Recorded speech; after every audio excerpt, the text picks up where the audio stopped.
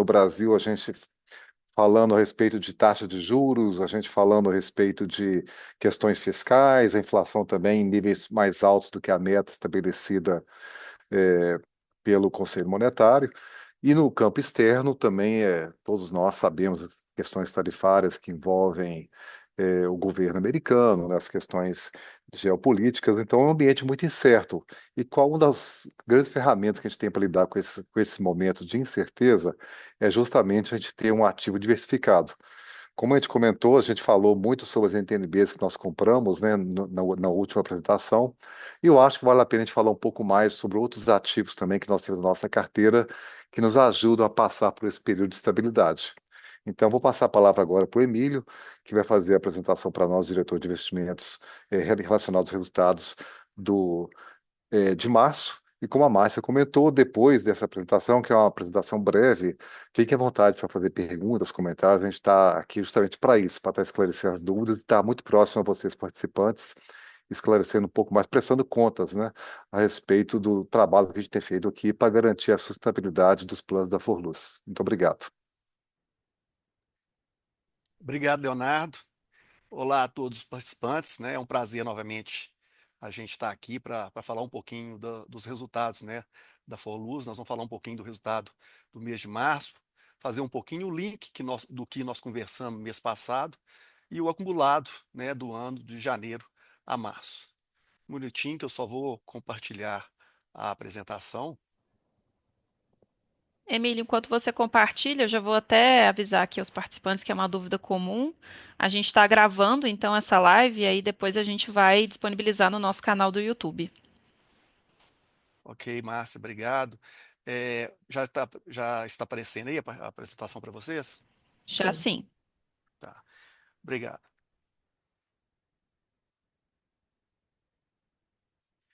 Então, vamos começar a falar um pouquinho dos resultados, né? O resultado de março do plano B, né? Nós tivemos um retorno no mês de 1,34% contra um RMA de 0,99. E no acumulado do ano, de janeiro a março, nós, essa gordura nós geramos em relação ao RMA, nós fechamos o trimestre praticamente em linha com as nossas metas atuariais, um pouquinho aqui abaixo, né, mas assim, praticamente em linha. Diante desse cenário, né, conturbado que nós estamos vivendo, nós estamos atravessando esse cenário de uma forma bem razoável, né? Mesmo que entre os meses a gente tem oscilações, no acumulado do ano, do acumulado do trimestre, a gente está muito perto das nossas metas. Mês passado, quando a gente teve aqui, a gente teve o mês de fevereiro, né, que ele foi ruim, a gente não cumpriu meta. Naquele momento, eu conversei com vocês na nossa live que tinha uma parte da inflação que ela viria no mês de março, que ela não estava na rentabilidade dos investimentos, porque o retorno dos nossos títulos públicos, ele é descasado com as rentabilidades do mês, então ele tinha pegado apenas 15 dias, né, da inflação do mês de fevereiro e os outros 15 dias de inflação que tinha sido muito alta, ela viria no mês de março. Então isso justifica aqui também, né, a gente ter batido essa meta no mês de março com uma folga bastante grande, né? Foi justamente aquilo que eu falei para vocês lá no mês de fevereiro. Parte dessa inflação, ela não viria no mês de março, veio e a gente está fechando o mês de março muito próximo aí das nossas metas atuariais. É importante, né, a gente comentar também que esses primeiros 3 meses do ano nós tivemos uma inflação de mais de 2%, né? Uma inflação de mais de 2%, ela anualizada seria uma inflação de mais de 8%. E a projeção de inflação para o ano, ela está abaixo de 6%. Então, o que que isso quer dizer, né? Que a nossa meta desses 3 primeiros meses, ela estava com a inflação muito alta. E quando a meta tem uma inflação muito alta, ela é mais difícil de ser batida. Então, mesmo nesse cenário dessa inflação mais alta, nos 3 primeiros meses do ano, a gente já fechou o trimestre praticamente em linha. Agora, nós temos uma inflação projetada para os próximos meses, né, bem menor. Então, isso ajuda a gente também para os próximos meses, né, a gente bater essas metas atuariais, visto que a inflação projetada para os próximos 9 meses do ano, ela é uma inflação projetada menor. É, a gente sabe que essas coisas, né, podem mudar, mas com relação à inflação, a expectativa é que hoje é que ela fique abaixo de 6%, né? E desses três primeiros, ela seria uma inflação projetada acima de 8%, porque foi 2% em apenas 3 meses. Com relação ao plano A, da mesma forma, né, também batemos meta no mês de março, acima da nossa meta, geramos uma gordura, ficamos um pouquinho mais abaixo aqui da rentabilidade mínima do plano, mas lembrando que a meta do plano A ela é um pouco mais alta, né, e considerando essa questão da inflação, a gente considera que até o final do ano a gente vai recuperar esse percentual aqui que está um pouco abaixo, mas assim, muito, muito em linha ainda com as nossas metas atuariais, diante desse contexto que nós estamos vivendo. E para o plano Taesa Prev, né, tanto no mês quanto no acumulado do ano, nós estamos aí batendo as nossas metas atuariais, né? O retorno do mês foi 1,21 contra 0,91, né, da taxa de referência, que aqui a gente não chama de meta atuarial, porque o plano Taesa é um plano totalmente financeiro, e o acumulado do ano de 3,22 contra 3,12 da taxa de referência. Então, o Taesa, tanto no mês quanto no acumulado, nós já estamos aí cumprindo as metas atuariais. Quando a gente fala dos perfis de investimento, né, nós tivemos aí no período o perfil ultraconservador rendendo 3,48%, conservador 3,06%, moderado 3,30% e o agressivo 3,68% e o vitalício 3,54%. A gente não pode comparar de uma forma proporcional o perfil ultraconservador e o perfil vitalício com os perfis conservador, moderado e agressivo. O perfil ultraconservador ele é um pouco diferente, porque ele não tem algumas estratégias de investimento que tem nos demais perfis de investimento, que é o conservador, moderado e agressivo. O perfil ultraconservador, ele tem basicamente renda fixa, imóveis e empréstimos. Ele não tem investimento no exterior, ele não tem investimentos estruturados, ele não tem investimento em renda variável. Então, com relação a esses 3 primeiros meses, né, do ano, mesmo que a gente tenha tido, né, um rendimento da renda variável bastante positiva, o investimento no exterior ele foi mal, né? O dólar desvalorizou. Não, então, quando o dólar desvaloriza, impacta a rentabilidade da carteira do investimento lá no exterior, que ela é feita em dólar. Mas por que a gente faz isso? É a questão da diversificação, que o próprio Leonardo falou aí, né? A gente precisa ter uma carteira diversificada. Essa carteira ela é descorrelacionada do investimento local. Então, geralmente, quando o investimento local ele vai bem, a carteira do investidor, por causa até da variação cambial, ela tende a ir mal. E o contrário também é verdadeiro. Aí, só para lembrar aqui, né, que no ano passado, a carteira de investimento lá no exterior, ela rendeu 30%, foi a carteira que mais rendeu, próximo de 30%. Foi a carteira que mais rendeu no ano passado. Né? Esse ano, com essas turbulências que nós estamos vendo aí, com as questões tarifárias, né, impostas pelos Estados Unidos, ela está performando um pouco pior, e isso está fazendo que ela reduza, né, um pouco o ganho que nós tivemos em renda variável, mas esse investimento lá fora ele tem um papel a ser cumprido e ele tem cumprido esse papel ao longo do tempo. Cumpriu o ano passado, né, sendo que o investimento de risco ele performou mal internamente e a carteira de investimento no exterior foi a que melhor performou, e esse ano ela está um pouco ruim, mas é uma questão que ela dá um equilíbrio, ela traz uma relação de risco-retorno melhor para a carteira. Então, isso aqui justifica, né? Porque muitas das vezes as pessoas perguntam: por que que o conservador, né, que ele tem uma renda variável, ele teve a renda variável performou bem e ele teve uma rentabilidade pior do que o ultraconservador? É exatamente por isso, né? A renda variável foi bem, mas ele também possui outras estratégias de investimento que nós não temos lá no perfil ultraconservador. E aqui, da mesma forma, para o plano Taesa, né? Então, ultraconservador aconteceu da mesma forma, 3,29, o conservador 2,96, o moderado 3,23 e o agressivo 3,71%. Considerando esse cenário, né, mudou-se muito pouco, né, do que a gente conversou mês passado, né? Nós estamos vivendo um período de muita incerteza, né? E incerteza para o investimento é o pior cenário, porque a partir do momento que você tem incerteza, a tendência é tirar o pé do acelerador, a tendência é manter a calma e esperar para ver o que vai acontecer. Então, nós temos a incerteza tanto no ambiente interno, por causa das questões ainda inflacionárias, ciclos de juros, né, para dar alta de juros, né, que o Copom ainda tem uma expectativa de subir mais uma vez. Temos as incertezas fiscais. E no mundo, né, além das questões comentadas no mês passado sobre as tensões geopolíticas, as políticas tarifárias do Trump, elas, né, tiveram ainda piorar, né, ainda as questões, a guerra fiscal, ela se acentuou e a retaliação dos demais países, ela veio. Então isso, a guerra fiscal, ela traz um cenário de muita incerteza, e a incerteza traz volatilidade.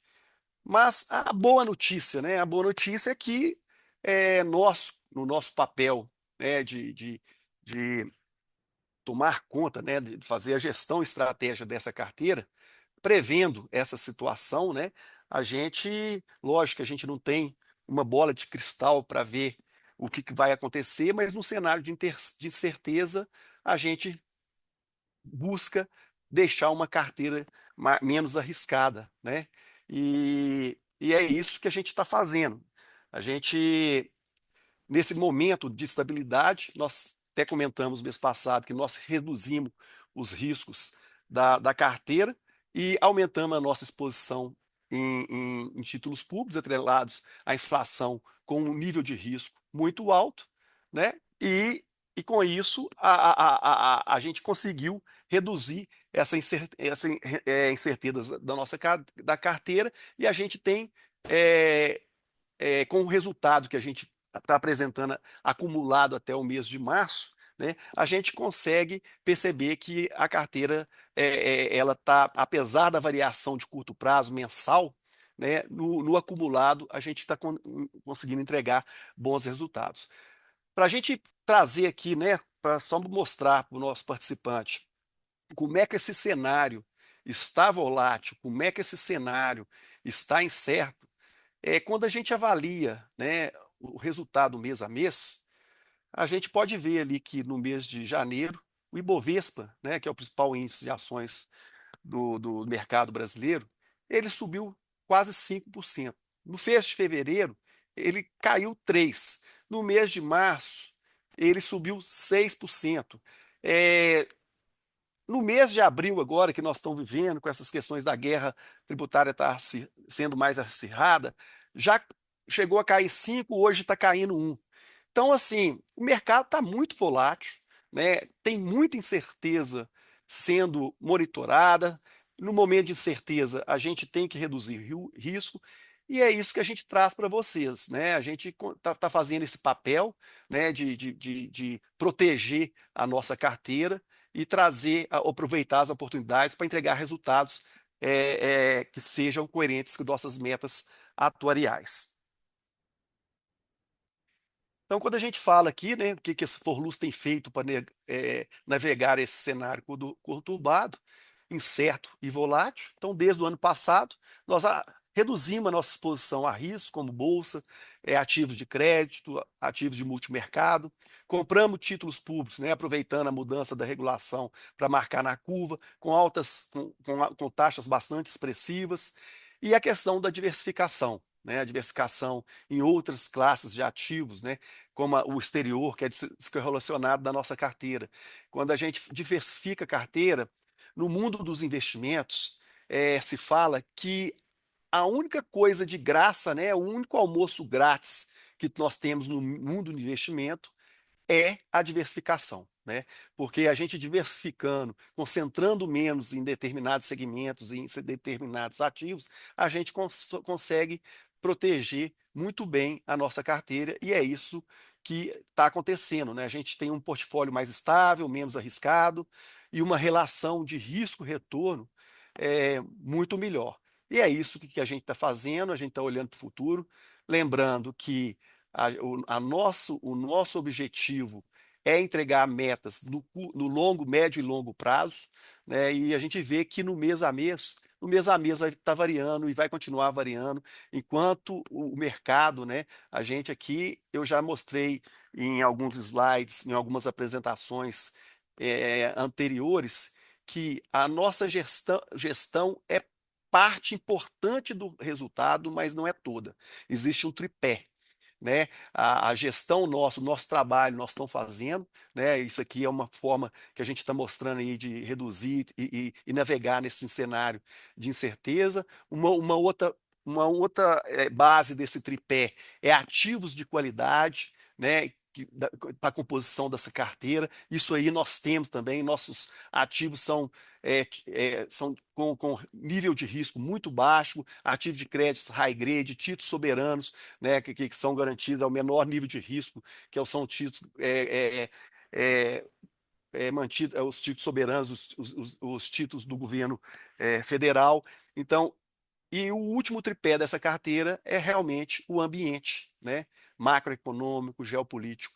Esse varia muito no curto prazo, né? Nós não temos controle sobre ele, mas a nossa carteira, como eu falo, ela é construída por médio e longo prazo, e no médio e longo prazo a gente tem assim a convicção que os resultados vão ser atingidos. Ponto importante para falar um pouco de diversificação também, né, é sobre os fundos imobiliários, né? Os fundos imobiliários é um produto, né, que a gente tem aí desde 2022 na nossa carteira, que tem entregado resultados bastante expressivos, né, para a nossa carteira. Nós tivemos aí desde 2022, o IFIX é o índice que mede a rentabilidade dos fundos imobiliários de uma forma geral, ele rendeu 18%, mas a carteira dos fundos imobiliários da Forluz, desde 2022, ele rendeu 41%, acima das nossas metas atuariais. Então, isso é um produto importante também de diversificação que a gente tem na carteira. A gente, através dos fundos imobiliários, a gente consegue acessar várias estratégias do segmento imobiliário, por exemplo, shopping, lajes corporativas, galpões logísticos. Então, uma série de investimentos do segmento imobiliário que a gente consegue estar alocado, além de estar mais diversificado por regiões, porque nós temos, né, imóveis e crédito imobiliário em diversas regiões do país, São Paulo, Rio de Janeiro, Minas Gerais. Então a gente consegue também estar diversificado em vários produtos. Então é importante a gente mostrar aqui também, né, outras estratégias de investimento que geram valor em determinados momentos elas podem balançar, né, agora com a queda nas taxas de juros. Os resultados dos fundos imobiliários eles estão sendo muito positivos, momentos de alta de taxa de juros eles têm um resultado negativo, mas o importante é a gente ver no longo prazo que desde 2022 gera valor. E é isso que a gente enxerga, a gente tem que enxergar o longo prazo, né? E um outro ponto importante é a nossa carteira de imóveis próprios, também da fundação. A gente está caminhando, né, para ter uma vacância zero na nossa carteira imobiliária. Hoje nós temos apenas 4 imóveis na nossa carteira. O Júlio Soares, né, locado pela patrocinadora. Nos últimos 2 andares a gente está terminando de fazer a locação.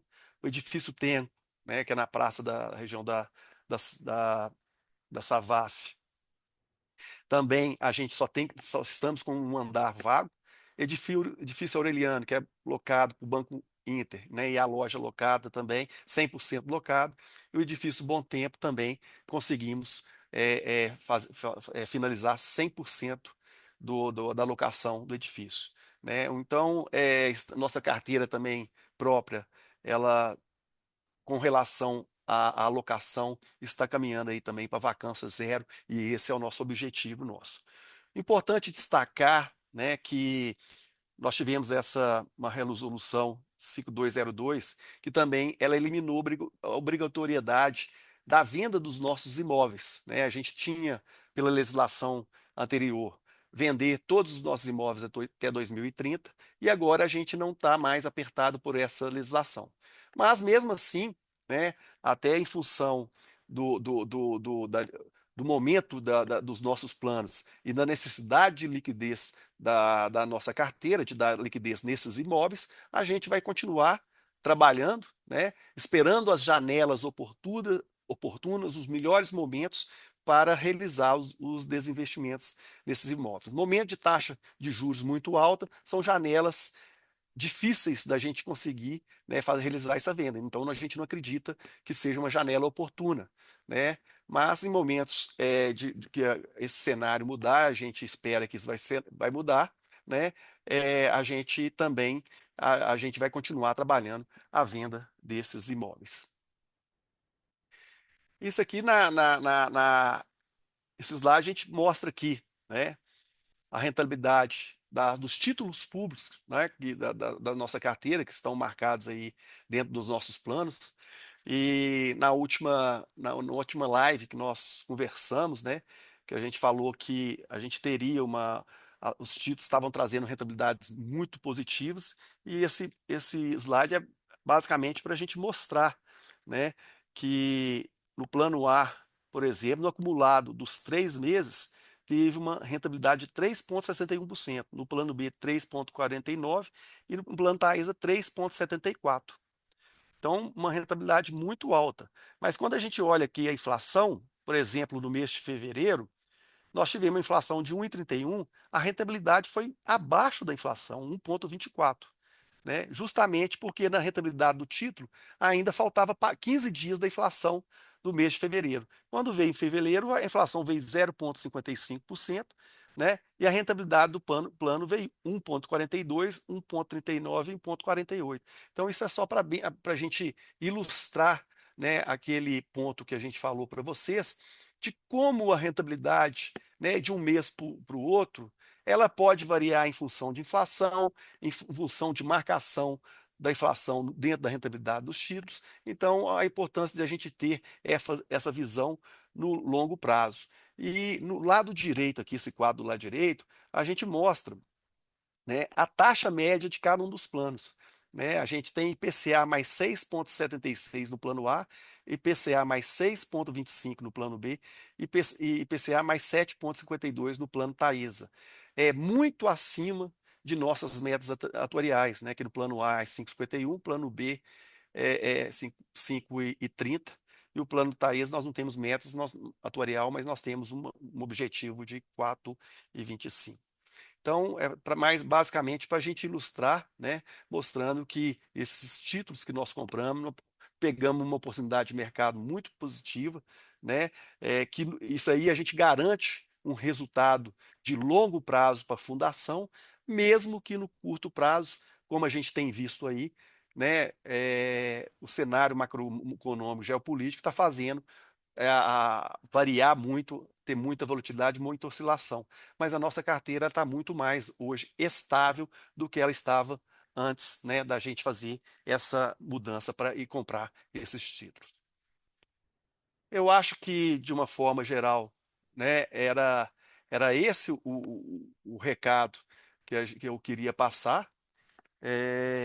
A gente está muito, né, otimista, a incerteza do mercado, né, a gente está trabalhando e avaliando o melhor momento. O que a gente não pode fazer nesse momento de tanta incerteza, o que a gente tem que fazer é manter a calma.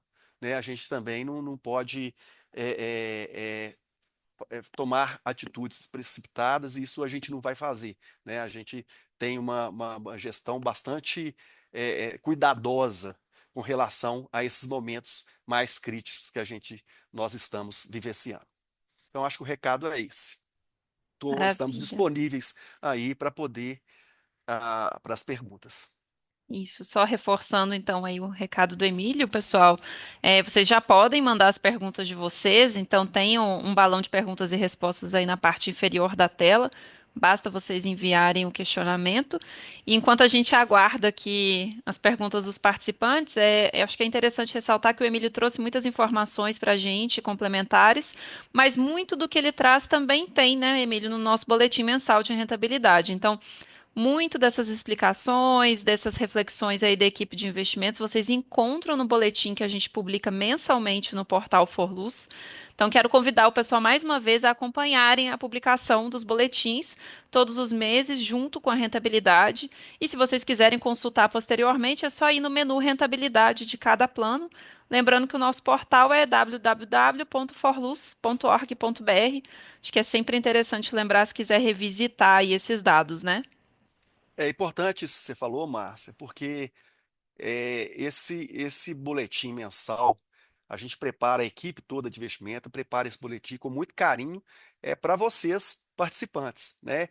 E nós recebemos muitas sugestões e acatamos muitas sugestões de melhoria para atender os participantes. Então fiquem à vontade também, né, de ler, o relatório é feito para vocês, né? A gente tentou esse ano buscar simplificar, usar linguagens mais didáticas, né? Porque o mundo do investimento muitas das vezes é um mundo mais complexo. A gente está tentando aperfeiçoar para usar uma linguagem mais didática, mas também estamos aí abertos, né, a sugestões e que a gente possa estar melhorando para fazer um relatório para vocês mesmos, né? Um relatório melhor para vocês. É isso, esse ano a gente modernizou aí o layout do relatório, tornou ele mais simples, mais acessível, né?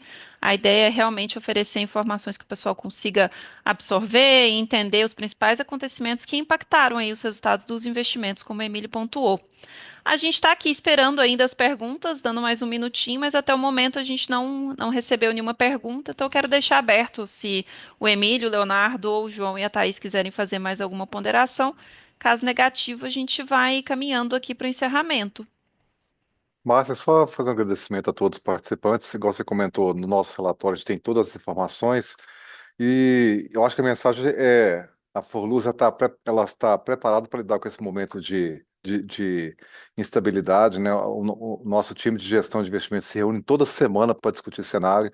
A gente conseguiu ter, no plano B, por exemplo, mais de 70% dos nossos investimentos em NTN-B com uma taxa muito atrativa, acima da rentabilidade mínima tutorial que a gente tem como meta de entregar aos nossos participantes. Então, a mensagem é essa: nós estamos diversificando, nós nos preparamos para lidar com esse momento de dificuldade, e a gente está otimista com relação ao futuro da fundação no que se refere à gestão dos investimentos. E agradecer a todos pela participação mais uma vez. Beleza. Bom, então, ó, chegou uma Acho que apareceu pergunta. uma pergunta aí. É, chegou aqui uma pergunta. Na verdade, é um elogio, o pessoal falando que esse bate-papo foi muito bom. Muito obrigada. Enviou aí a mensagem pra gente. Que bom que vocês gostaram. É, Bom, agradecer então a todo mundo que esteve presente hoje aqui conosco. Realmente reforçar o convite de continuarem acompanhando o boletim. Nos próximos dias a gente vai divulgar também a nova edição do Jornal Forluz, que vai trazer mais informações sobre esse movimento de aplicação em NTNBs, né, que o Emílio afirmou, trouxe aqui também mais detalhes para a gente. Eu ia encerrar, mas a gente recebeu uma pergunta, então eu vou repassar aqui para a equipe, que a gente ainda tem um tempinho. O pessoal está perguntando sobre a rentabilidade do ultraconservador. Então, o participante está fazendo aqui uma ponderação que tem LCI em banco que está rendendo mais que o ultra. Se a gente poderia explicar melhor.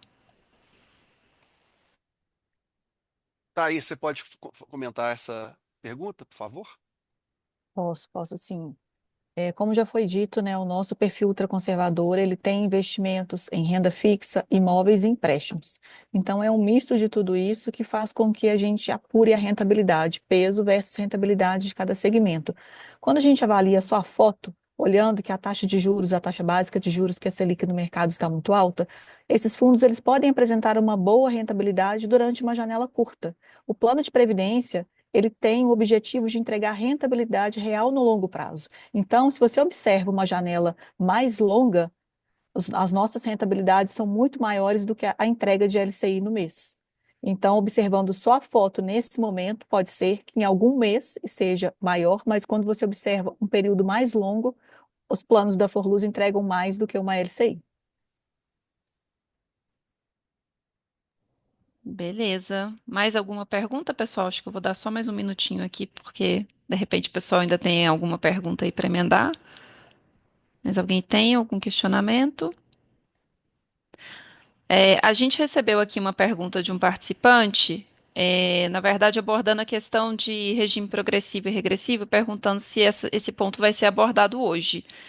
Inicialmente não, a temática aqui da live é para a gente falar realmente sobre os resultados trimestrais, mas já adiantando, a gente vai anotar o seu nome aqui e aí a gente entra em contato, né, para tirar as dúvidas que você tenha sobre o assunto, tá bom? Então, só para não deixar aqui o participante sem resposta, mas se mais alguém tiver alguma pergunta sobre a apresentação de hoje, a gente ainda tem um tempinho.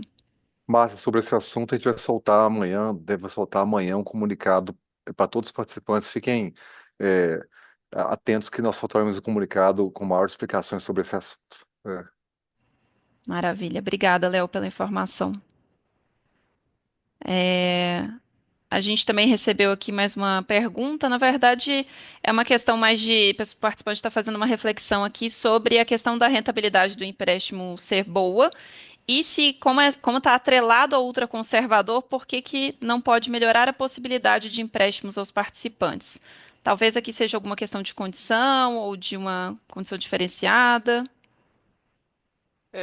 Eu posso comentar um pouquinho essa pergunta, Márcia, e a Thaís também, ela complementa, pode ficar à vontade para complementar.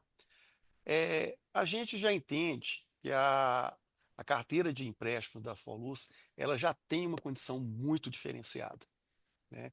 Pra você ter uma ideia, a taxa do empréstimo hoje, IPCA mais 7,6, se a gente comparar com as taxas de mercado livre de risco, ela está até um pouco menor.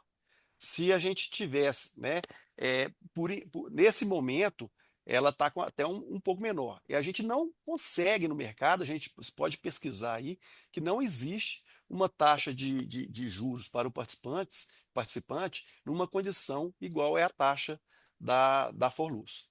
E com relação a outros pontos de empréstimo, ano passado nós já fizemos uma série de melhorias da nossa carteira de empréstimo, né? A gente aumentou o número de meses para os perfis de costa de 60 para 96 meses. Nós tivemos, né, fizemos campanhas esse ano de pessoal que estava inadimplente para poder fazer a quitação. Nós fizemos a liberação do crédito semanal, que era uma demanda antiga, né, do participante. Então, é uma série de fatores que já foram colocadas aí para a nossa carteira de empréstimo, de melhorias, e ela já tem uma posição muito diferenciada com relação a outros empréstimos dessa categoria. Beleza, deixa eu ver se a gente ainda tem mais algum questionamento aqui sobre a apresentação, mas acho que até o momento a gente respondeu todas as perguntas. Se mais alguém tiver ainda alguma pergunta sobre os resultados aí dos investimentos, quiser tirar alguma dúvida, vou dar um minutinho para o pessoal antes da gente encerrar aqui a nossa apresentação. Bom, acho que não. Então, a gente vai chegando realmente aqui ao fim da apresentação. Vou agradecer a todo mundo que esteve conosco durante esse tempo aí, acompanhou aqui até o final, e agradecer também a nossa equipe de investimentos e ao nosso presidente Leonardo por acompanhar a gente. E continuem atentos aí aos canais de comunicação da Forluz, às nossas redes sociais, ao nosso portal, que sempre que tiver um evento ou algo de novo, a gente vai divulgar por lá. Então, muito obrigada e boa tarde a todos. Obrigado Boa a todos. tarde. Obrigada, boa tarde. Tarde.